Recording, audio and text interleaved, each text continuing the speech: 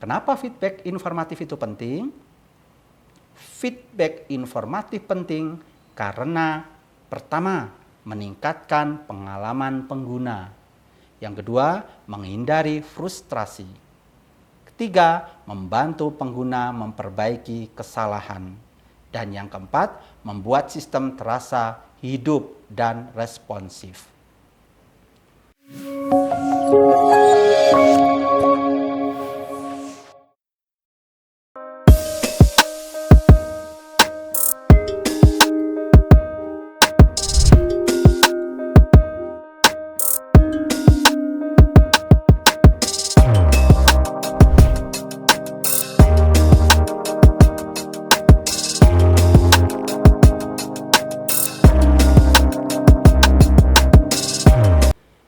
Baik, untuk selanjutnya adalah aturan perancangan dialog, sediakan error handling yang mudah.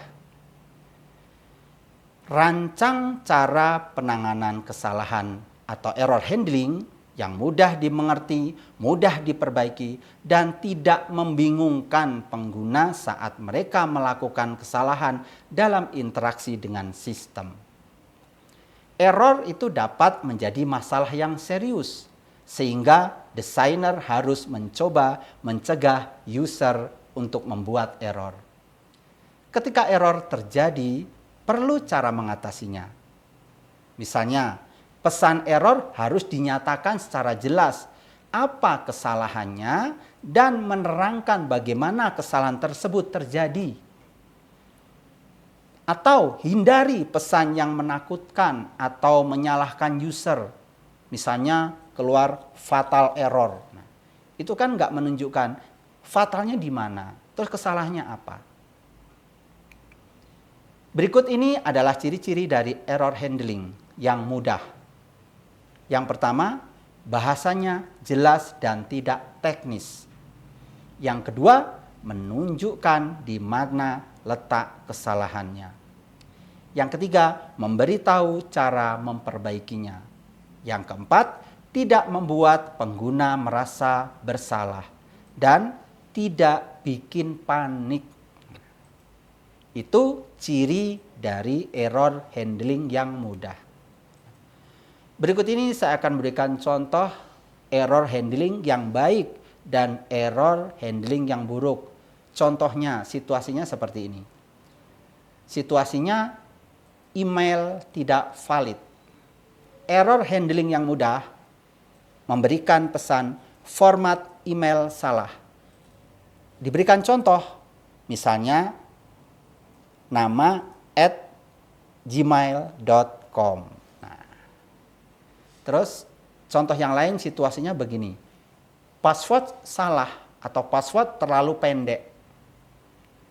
Error handling yang mudah, gunakan minimal 8 karakter untuk keamanan. Itu contoh dari error handling yang baik. Ada lagi misalnya server down. Nah, situasinya itu server down. Error handling yang mudah, sistem sedang mengalami gangguan. Coba lagi dalam beberapa menit. Itu contoh dari error handling yang mudah. Berikut contoh dari error handling yang buruk. Situasi atau kondisinya sama, email salah. Error handling buruknya, input invalid. Tidak jelas salahnya apa. Gitu. Contoh lain, password salah. Error handling buruknya, 401 unauthorized. Bahasa teknis, bikin bingung. Nah, contoh yang lainnya, file gagal diunggah. Itu situasinya. Error handling buruknya, error akurat.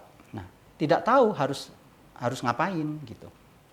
Itu contoh dari error handling yang baik dan contoh dari error handling yang buruk. Rekan-rekan mahasiswa yang saya banggakan, aturan dalam perancang dialog selanjutnya, izinkan pembatalan aksi. Maksudnya, User memerlukan bahwa ketika mereka sudah memiliki opsi dan membuat aksi, aktivitas itu dapat dibatalkan atau kembali ke kondisi sebelumnya dengan mudah. Maksud yang kedua, mengizinkan user untuk belajar tentang sistem dengan melakukan eksplorasi. Nah, maksud izinkan pembatasan aksi yang ketiga, jika mereka melakukan kesalahan, mereka dapat membatalkan aksinya. Maksud dari izinkan pembatalan aksi selanjutnya, jika user akan menghapus sesuatu yang substansial, misalnya sebuah file, sistem harus meminta konfirmasi terhadap aksi tersebut. Berikut contoh dari penerapan pembatalan aksi. Situasinya, form isian. Fitur pembatalan aksinya, tombol batal untuk kembali ke menyimpan. Untuk kembali tanpa menyimpan. Situasinya, dialog konfirmasi hapus data. Fitur pembatalan aksinya, tombol tidak atau batalkan. Maksudnya untuk mencegah penghapusan. Kondisi atau situasi lainnya misalnya gini, proses upload. Fitur pembatalannya, tombol batalkan saat file sedang diunggah. Itu contoh penerapan pembatalan aksi. Nah, karena kalau tidak ada pembatalan, kejadian seperti ini. Yang pertama, pengguna bisa merasa terjebak. Yang kedua, bisa terjadi kesalahan yang tidak bisa diurungkan. Yang ketiga, rasa tidak nyaman. Kalau aku, misalnya gini, rasa tidak aman itu gini. Kalau aku klik di sini, bisa dibatalkan enggak ya? Itu maksudnya. Nah, jadi perlu yang ada namanya penerapan pembatalan aksi. Aturan dalam perancangan dialog selanjutnya yaitu sediakan fasilitas bantuan atau help. Untuk user berpengalaman, untuk fasilitas ini menginginkan bahwa mereka yang mengendalikan sistem dan sistem merespon mereka. Segala sesuatu yang mereka tidak tahu, rasanya ingin segera mendapatkan jawaban. Oleh sebab itu, fasilitas help penting untuk menolongnya agar segera mendapatkan solusi. Nah, sedangkan kalau untuk user yang tidak berpengalaman, fasilitas bantuan help itu ketika mengalami kesulitan dalam mengeksplorasi sistem juga perlu mendapat pertolongan yang mudah dan sederhana. Fasilitas help yang lengkap, mudah dioperasikan, akan menolong mereka mengatasi kesulitannya. Nah, untuk itu berikanlah pengguna akses mudah ke informasi atau panduan yang membantu mereka memahami atau menyelesaikan sesuatu saat mereka sedang berinteraksi dengan sistem, terutama saat mereka bingung, mengalami kesulitan, atau baru pertama kali menggunakan fiturnya. Kenapa fasilitas bantuan itu penting? Nah, perlu kita tahu. Kenapa? Yang pertama, tidak semua pengguna tahu cara kerja fitur. Yang kedua, tidak mengurangi frustasi saat mengalami kesalahan. Maksudnya bisa mengurangi frustasi saat mengalami kesalahan. Yang ketiga, membantu pengguna menyelesaikan tugas tanpa harus keluar dari aplikasi. Yang keempat, memberi kesan bahwa sistem peduli dan siap membantu. Rekan-rekan mahasiswa yang saya banggakan, selanjutnya aturan dalam perancangan dialog. Kurangi muatan short term memory. Maksudnya adalah jangan paksakan pengguna untuk mengingat terlalu banyak informasi dalam waktu singkat saat berinteraksi dengan sistem. Sebaliknya, tampilkan informasi yang dibutuhkan secara langsung atau buat sistem yang mendukung pengguna mengakses kembali informasi yang mudah. Karena orang itu mempunyai keterbatasan pada short term memory yang berbeda-beda.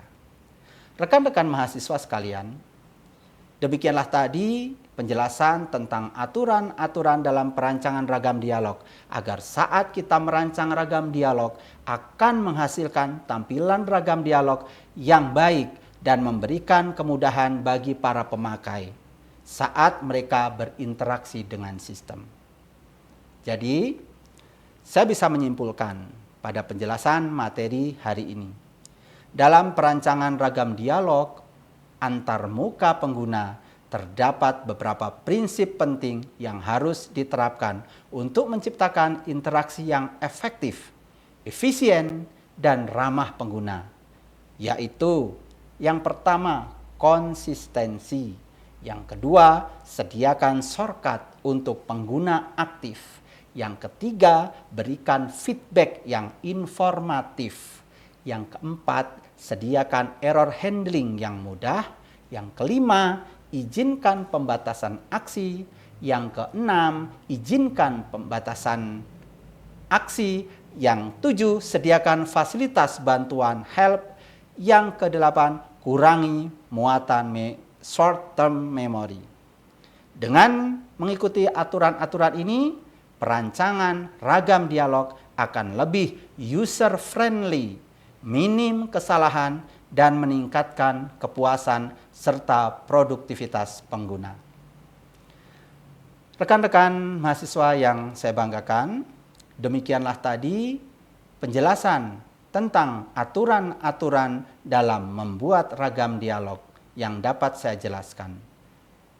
Mudah-mudahan apa yang saya sampaikan bermanfaat dan bisa menambah wawasan kita bagaimana merancang ragam dialog yang user friendly. Kurang lebihnya mohon maaf. Saya akhiri pertemuan kali ini. Terima kasih. Wassalamualaikum warahmatullahi wabarakatuh.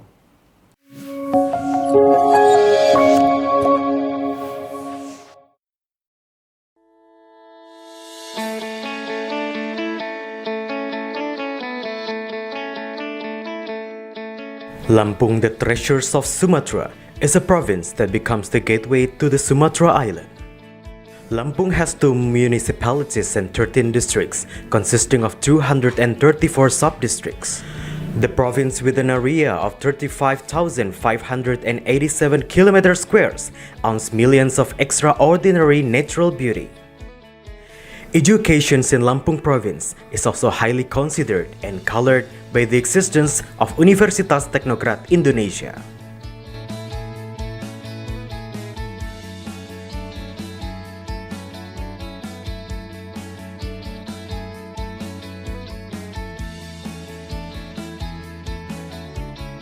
Universitas Teknokrat Indonesia has 3 faculties and 12 study programs.